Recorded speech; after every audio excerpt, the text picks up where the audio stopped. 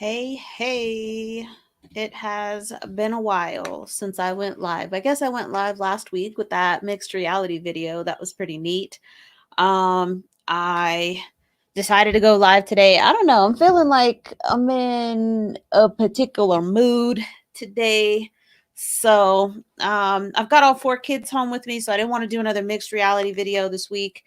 And so because I don't want them to come in and like tear down my green screen or, me trip on them because I'm wearing my headset and I don't see them. So, uh, yeah, so I'm just, I'm feeling kind of a particular way. And a Facebook friend of mine had posted about detaching from the results just a few days ago. And I really liked the answer that I had because it kind of sparked, I guess it kind of made me aware of some new insight that I had gained from this, struggling to detach from the results because I used to struggle like a motherfucker to detach from the results. I'm not even gonna lie. And so my first like big business coach was like, yeah, you gotta detach from the results. And I'm like, of course I'm attached to the fucking results. Of course I'm attached. I just spent nearly $10,000 on this program. Of course I'm attached to the goddamn results. Like that's stupid. So I was like, of course I'm attached to the results. How do I not be attached to the results? And they just keep saying it, but nobody really, at least in that program, told you how to actually detach from any results that you were attached to. And this is like a big thing, I think, because I am fairly certain that this idea of detaching from results is something that the world of entrepreneurs that I don't say we, I didn't do it, but that entrepreneurs stole, right? Like the business world, the Western world stole it, corporate, Western, whatever, stole it. And then we drowned it in the hustle culture, right? We drowned it in the entrepreneur hustle culture. And that's why we don't really know what we're talking about. I said it. I said it. And I think that for anybody who has figured it out, it was kind of a gradual, intuitive understanding of what it was that they needed to do. But it takes a lot of mental, like mindset and emotional growth to be able to detach from results or to even catch yourself when you are attached to results. It takes a lot of mental growth, deep personal growth there. And so, as entrepreneurs, we get hella attached to results. We're running marketing campaigns. We might be spending money on ads. We spend money on all this infrastructure and tech so that we could run programs and have a smooth, seamless experience. Of course, we feel attached to results. So, when somebody says you got to detach from the results, like, shut up. Shut up. Don't tell me to detach from the results unless you're also explaining how. Like, that's the thing. I don't want to hear another person say detach from the results unless you are telling that person some of the things they need to do to detach from the results. Because what the hell does that even mean? What does that even mean? Oh, good, Tyler. I'm glad. Tyler says he loves this topic. Great. Because I was feeling like really subdued at first. It's like cloudy, but now I'm getting into it. And I'm like, don't tell these people to detach from the results when you don't even know how to detach from the results. Or maybe you've achieved a mental state where you can detach from the results, but you can't actually tell anybody how that worked in your brain. Okay, so I think that that's really important. That's really important. And so, what I want to ask, this was kind of the key for me, was have you ever looked at what was behind your attachments? So, like, what is behind that attachment? So, if you're like detached from the results, right? Don't be attached to the results. Then the idea is like shove it down, ignore it, get it out of your head, erase it. It's gone, right? That's not the way that it works. That's not the way that it works because emotions don't die. Emotions and feelings, they don't die. They are made of as much energy as any material thing. They don't die. They sit and they fester. That's what they do. They sit and they fester. So your emotions, your thoughts, they don't die. So you have to take a look at what the emotions and thoughts are communicating to you, right? And so this is where self-awareness and emotional intelligence come into play. They will help you a ton here. And I think that's part of the reason why I was drawn to emotional intelligence work and I got certified in it was because this was a critical point in my journey. So that way I would be better equipped with the vocabulary and the tools and the techniques that I needed to be able to communicate these types of things to other people. So the example I want to give you is the first offer I developed after I invested nearly 10K in a cookie cutter coaching program. And if you don't know, 3C program, cookie cutter coaching, I've been talking about it on the podcast. So check that out if you want. But my first offer that I developed, I mean, it was a good offer.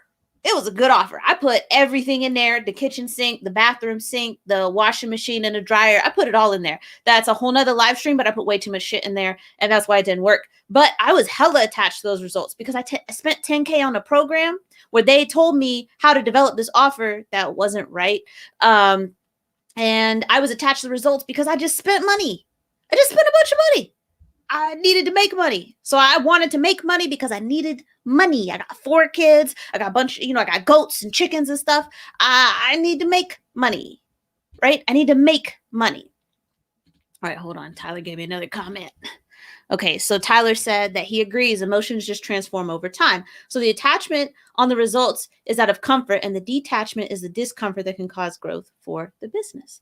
Well, so the other thing to consider, right, is that your attachment to a result is usually not really to that result, right? Like I was just saying with the first offer I developed, was I really attached to that offer doing well, or was I attached to something else? I was attached to the fact that I was feeling incredibly insecure. This was my first time trying to sell an offer like this to people, even creating one. I was attached to the success of it because it was going to give me validation that I felt like I needed, right? So what I really wanted was the validation.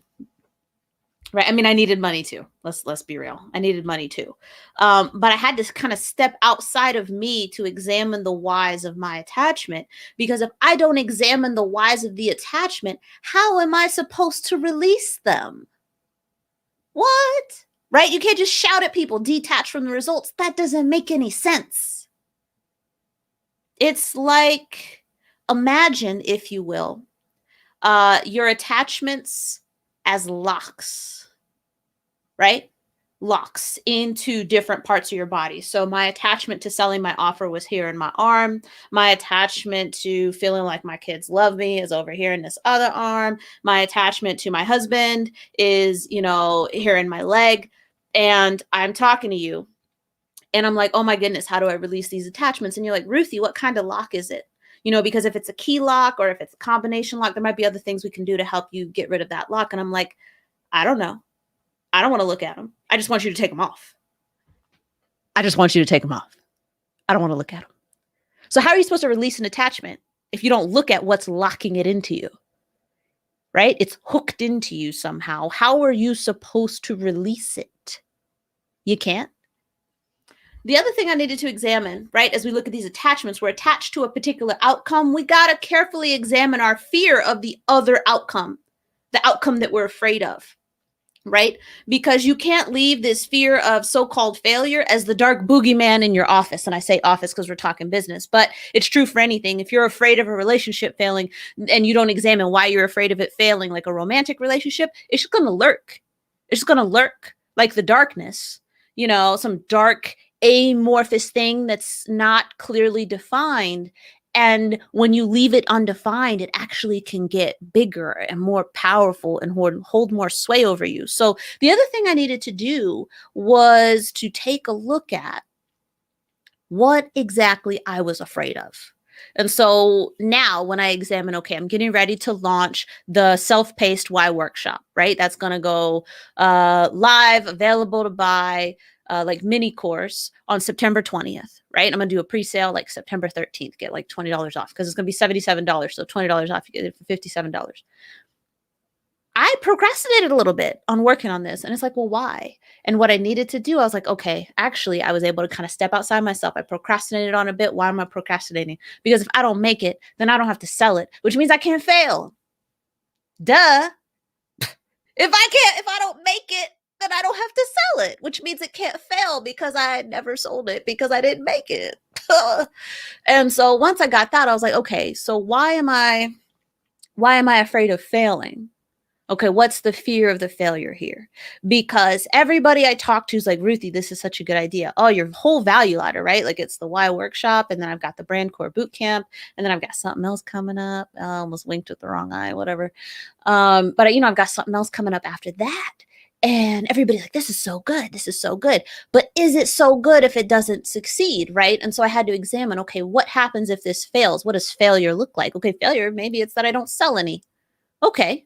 Well, we know the Y workshop is good. So what else could it possibly be that it wouldn't sell? And it's like, okay, then I got to look at marketing. Then I got to look at the way that I framed it in my messaging. And the more I told myself how I would examine this so-called failure for lessons and ways to move forward, it stopped being scary.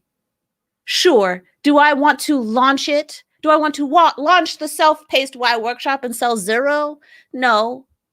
But I'm not afraid of it anymore because it's no longer the amorphous boogeyman hiding in the back corner. I had to shine some light on it.